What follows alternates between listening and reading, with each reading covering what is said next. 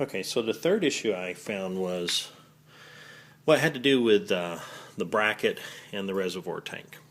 So what I found is the installations they called just to use two of the screws and just screw it in. The problem is the screws that they tell you to use are obviously too small because these holes are too big, and these holes aren't even threaded.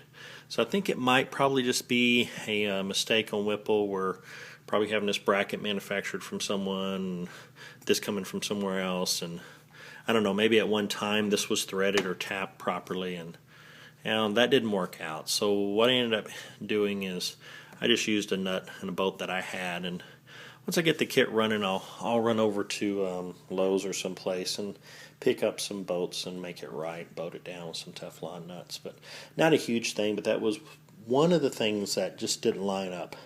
Everything else, and there's a lot more to this kit, a lot of steps, everything else so far is snapped right into place. That was the only thing that I can obviously say that doesn't line up with their instructions. I want to be fair.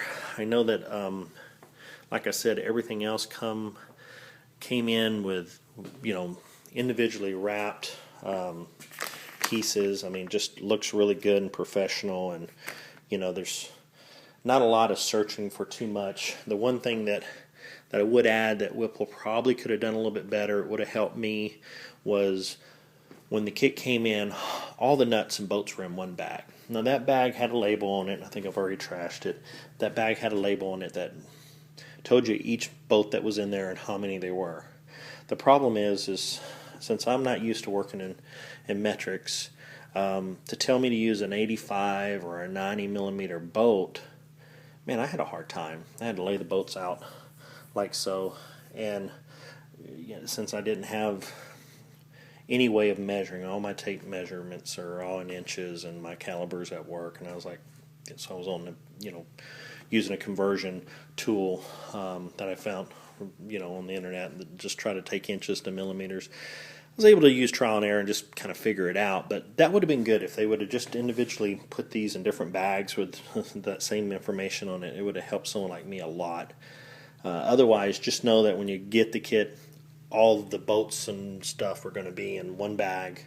Might take some time to sort out your bolts and determine what sizes are which, and then it'll go a lot faster for you. That was kind of slow me down. Not like hours or anything else, but just minutes and second guessing things.